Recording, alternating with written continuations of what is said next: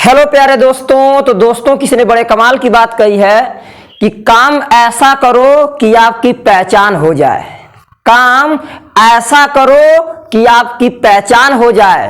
हर कदम ऐसा चलो कि निशान हो जाए। जिंदगी तो हर कोई जी लेता है, जिंदगी तो हर कोई जी लेता है। जिंदगी ऐसे जियो कि मिसाल हो जाए। तो दोस्तों मैं हूं रविंद्र यादव, आपका बहुत बहुत स्वागत है आपके अपने प्यारे से यूट्यूब चैनल RS स्टडी 81 पे। तो मैं आज बात करने वाला हूं आपके क्लास 10th के हिंदी के कुछ ट्रिपिकल क्वेश्चनों की, जो कि आपके एग्जाम की दृष्टि से या आपके इंपॉर्टेंट जो है क्वेश्चन मुझे लगे। तो मैंने अपने बोर्ड पे कुछ क्वेश्चनों को लिखा है और आपको मैं एक एक करके इन प्रश्नों को समझाने और बताने का कार्य करूंगा। ठीक है, चलिए तो मैं चर्चा करने वाला हूं आपके जो है क्लास 10th के हिंदी के कुछ क्वेश्चनों की। तो जैसा कि आप देख पा रहे होंगे, आपका पहला प्रश्न यहां लिखा है कलम का सिपाही के लेखक हैं। यहां क्वेश्चन आपका कह रहा है कि कलम का सिपाही के लेखक हैं। तो दोस्तों यहां पे आपके पास 4 ऑप्शन, और ऐसा ही सेम आपके बोर्ड के एग्जाम में भी रहेगा।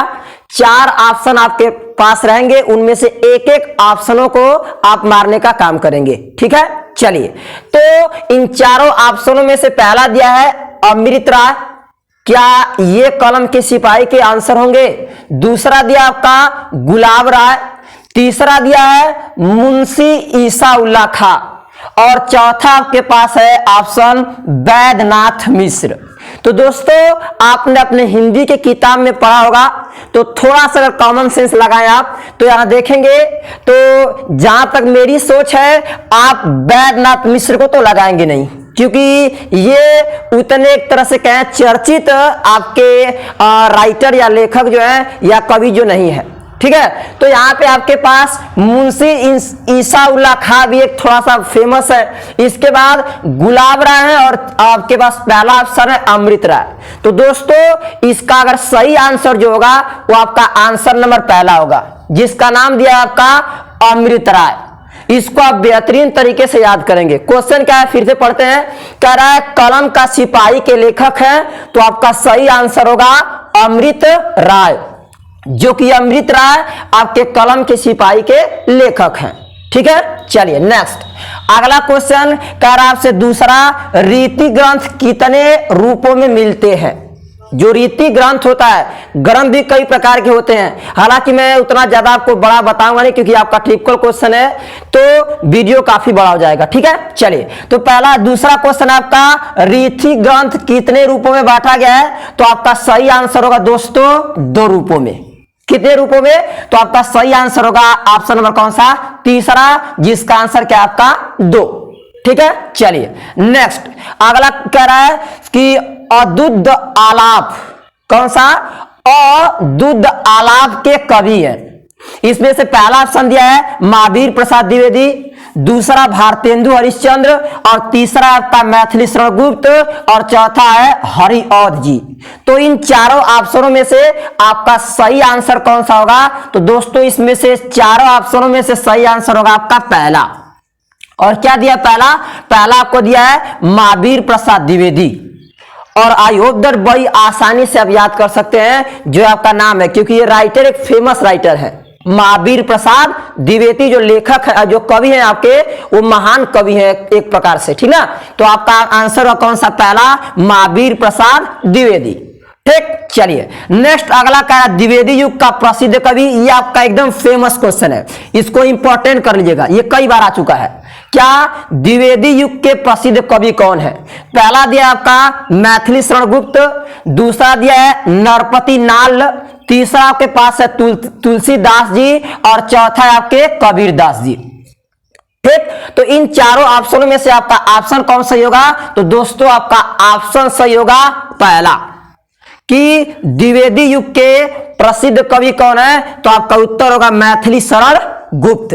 मैथिली शरण गुप्त जी आपके द्विवेदी युग के जो है एक प्रसिद्ध क्या है दोस्तों? कवि है। ठीक है, तो ऑप्शन आप पहला मारेंगे। क्लियर, चलिए नेक्स्ट अगला कह रहा है छायावादी युग के प्रमुख लेखक है। छायावादी युग के प्रमुख लेखक कौन है? पहला ऑप्शन दिया है यशपाल जी, दूसरा वृंदावन लाल वर्मा जी, तीसरा दोस्तों दिया है राजकुमार वर्मा जी, और चौथा दिया आपको भारतेंदु हरिश्चंद्र। तो दोस्तों इन चारों ऑप्शनों में से आपका ऑप्शन तीसरा सही है, जिसका क्या नाम है, राजकुमार वर्मा।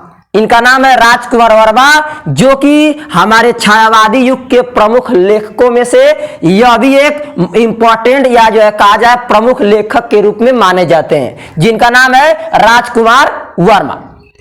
ठीक है, चलिए नेक्स्ट अगला छठवां प्रश्न कह रहा है आंगन के पार द्वार के रचयिता, यानी इसको किसने रचा था या इसको किसने लिखा था। तो इसका आपका आंसर 4 दिया है और क्वेश्चन कह रहा है आपका, फिर से पढ़ते हैं, कह रहा है आंगन के पार द्वार, आंगन के पार द्वार। ऑप्शन आपके पास 4 हैं। पहला धर्मवीर भारती, दूसरा सईवा अज्ञेय जी यानी अज्ञेय जी है, और तीसरा गजानन माधव मुक्ति बोध है, या आपके पास लास्ट ऑप्शन है राम नरेश त्रिपाठी, नाम नरेश त्रिपाठी। तो इसमें से अगर ध्यान से देखेंगे आप लोग दोस्तों, तो आंगन के पार द्वार के रचयिता जो है आपके अज्ञेय जी हैं, और ये आपके 100% बुक में इनसे रिलेटेड तमाम क्वेश्चन बने हुए हैं। ठीक है, तो आपका आंसर हुआ क्या, अज्ञेय जी, जो कि आपके आंगन के पार द्वार के रचयिता है। ठीक, चलिए नेक्स्ट अगला प्रश्न जो है आपका प्रश्न नंबर 7वें की बात करते हैं, और प्रश्न नंबर 7 दिया हुआ है कि जो है भगवत शरण उपाध्याय द्वारा रचित निबंध कौन सा है। क्या, ये भी आपका एक अच्छा सा क्वेश्चन है दोस्तों। कह रहा आपका भगवत शरण उपाध्याय द्वारा रचित निबंध कौन सा है। तो आपका पहला दिया है ठूठा आम, दूसरा दिया है ठेले पर हिमालय, और तीसरा दिया है दृष्टिकोण, और चौथा दिया है नदी के द्वीप। क्या है, नदी के द्वीप। तो इन चारों ऑप्शनों में से दोस्तों पहला ऑप्शन आपका सही है, जो कि क्या होगा, ठूठा आम। तो भगवत शरण उपाध्याय द्वारा रचित जो निबंध है वह आपका रचित निबंध है जिसका नाम है ठूठा आम। तो ठूठा आम एक फेमस जो है भगवत शरण उपाध्याय द्वारा रचित निबंध है। ठीक है, तो दोस्तों आई होप दैट मेरा प्रयास आपको काफी अच्छा लगा होगा, और अच्छा लगा होगा तो एक बार कमेंट में जरूर बताइएगा। अगर ये कॉन्सेप्ट आपको अच्छे लग रहे होंगे, बेहतरीन लग रहा होगा, तो मैं इनके आगे भी आपको इंपॉर्टेंट क्वेश्चन को छांट कर निकाल के देने का कार्य करूंगा। ठीक है, तो दोस्तों चलते हैं, और यदि आपने अभी तक मेरे चैनल को लाइक और सब्सक्राइब नहीं किया है तो दोस्तों लाइक और सब्सक्राइब करना ना भूलिएगा। धन्यवाद।